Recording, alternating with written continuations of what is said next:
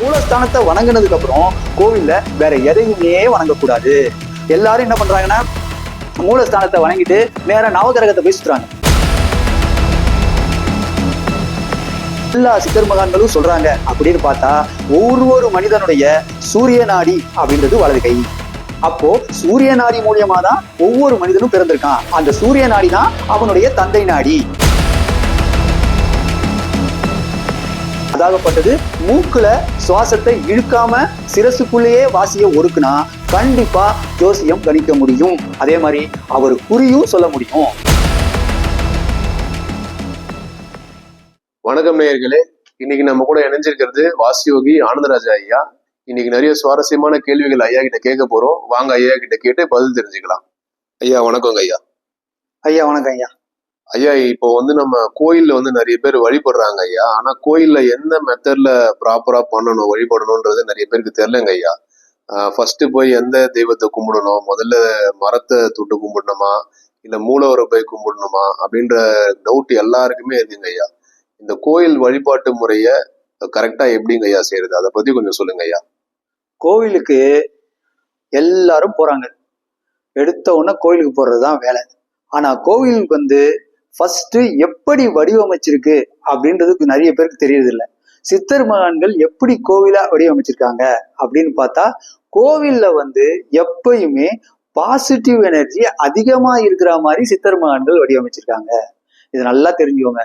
அந்த positive energy எப்படி கிடைக்கும் அப்படின்னு பார்த்தா எல்லாரும் நினைக்கிறது ஒரு விதமான அந்த அந்த அந்த விக்கிரகத்துல இருந்து பாசிட்டிவ் எனர்ஜி வெளிப்படுது அப்படி இப்படின்னு நினைக்கிறாங்க. அது கிடையாது. அந்த கோவில் வளாகம்னு ஒண்ணு இருக்கு பாருங்க, சுத்தி இருக்கிற கோவில் வளாகம். அந்த கோவில் வளாகத்துக்குள்ள இந்த பாசிட்டிவ் எனர்ஜி தரக்கூடிய முழுமையான அந்த வாசிகள் அங்க தங்கியிருக்கும். அந்த காத்து வரும். அந்த காத்து எப்படி வருது அப்படின்னு தெரிஞ்சு அதுக்கு ஏத்தபடி நம்ம கோவிலை வணங்கணும். அதுக்காகத்தான் கோவிலை வணங்குறதுக்காகத்தான் ராஜகோபுரம்னு ஒண்ணு வச்சாங்க என்ட்ரன்ஸ்ல. நாம வணங்க வேண்டியது அந்த ராஜகோபுரத்தை வணங்கணும். ராஜகோபுரத்தை வணங்கி அந்த ராஜகோபுரம் அப்படின்றது மூலவர் இருக்கக்கூடிய கோபுரத்தை விட அதிகமான ஹைட்ல இருக்கும். அந்த ஹைட்ல இருக்கக்கூடிய அந்த ராஜகோபுரத்துல வரக்கூடிய அந்த காத்து கீழே படக்கூடிய இடம் எதுனா அந்த கோவிலுடைய தல விருட்சகம்னு ஒண்ணு இருக்கும். தல விருட்சகம்ன்றது மரம். அந்த மரம் ஒண்ணு வச்சிருப்பாங்க. அந்த ஃபர்ஸ்ட் கோவிலுடைய அந்த ராஜகோபுரத்தை வணங்கணும். வணங்கிட்டு அதுக்கப்புறமா அந்த மரத்துக்கிட்ட போய் வணங்கணும். அந்த மரத்துக்கிட்ட போகும்போது அந்த காற்று எல்லாமே, அந்த பாசிட்டிவான காத்து எல்லாமே அந்த மரத்துக்கிட்ட தான் இருக்கும்.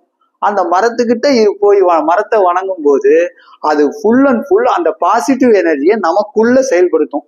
அதுக்கப்புறம் தான் நம்ம போய் அந்த மூலவருடைய மூலஸ்தானத்தை நம்ம வணங்கணும். மூலஸ்தானத்தை வணங்கினதுக்கு அப்புறம் கோவில்ல வேற எதையுமே வணங்கக்கூடாது. எல்லாரும் என்ன பண்றாங்கன்னா மூலஸ்தானத்தை வணங்கிட்டு நேரா நவகிரகத்தை போய் சுத்துறாங்க. நவகிரகத்தை சுத்தக்கூடாது. ஃபர்ஸ்ட் நவகிரகத்தை சுத்திட்டு கூட நீங்க மூலஸ்தானத்தை வணங்கலாம். மூலவரெல்லாம் சுத்தினதுக்கு அப்புறம் நவகிரகத்தை போய் நீங்க சுத்துனீங்கன்னா உங்களுடைய மூலவர் கிட்ட இருந்து உங்களுக்கு கிடைச்ச சக்தி எல்லாமே நவகிரகத்தின் மூலியமா செதஞ்சிடும். நல்லா தெரிஞ்சுக்கோங்க. ஒண்ணு என்ன பண்ணணும்னா நீங்க ராஜகோபுரத்தை வணங்கணும்.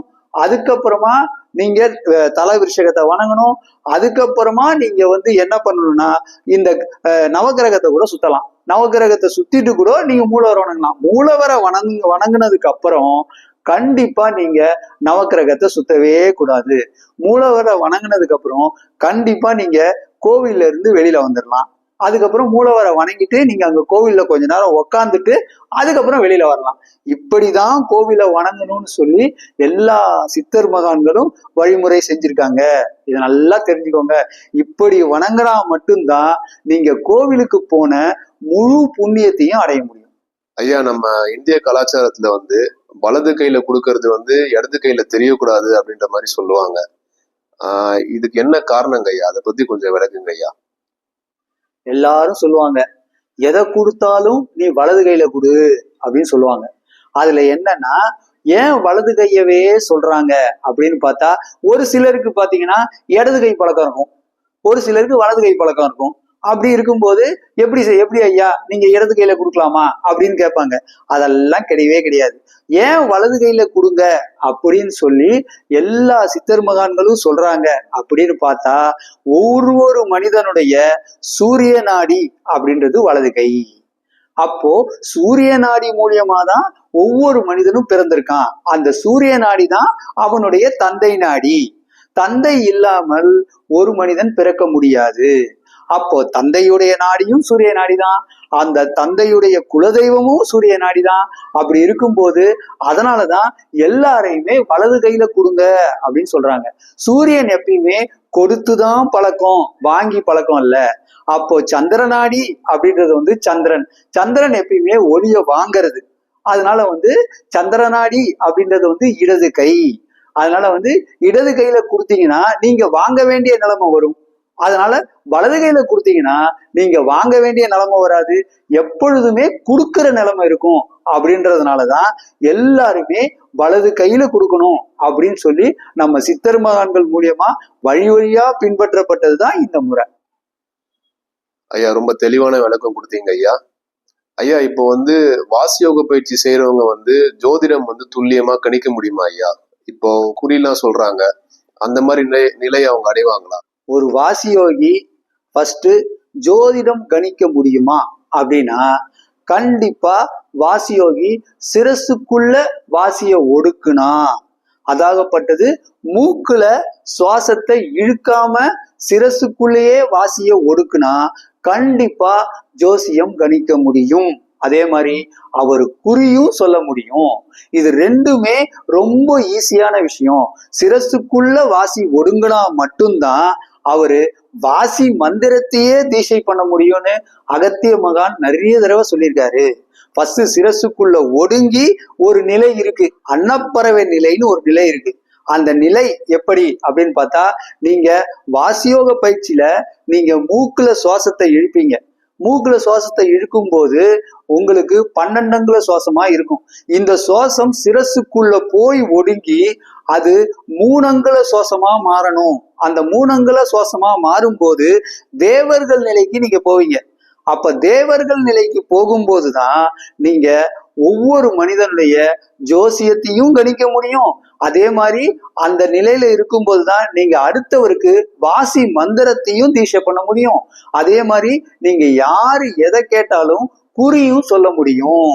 அந்த குறி சொல்ற விதம் எல்லாமே காற்று சம்பந்தப்பட்டதுதான். இது நல்லா தெரிஞ்சுக்கோங்க. ஒவ்வொரு மனிதனுடைய ஜோதிடமும் காற்று சம்பந்தப்பட்டதுதான். காற்று தான் ஒவ்வொரு மனிதனையும் உயிரோட வச்சிருக்கு.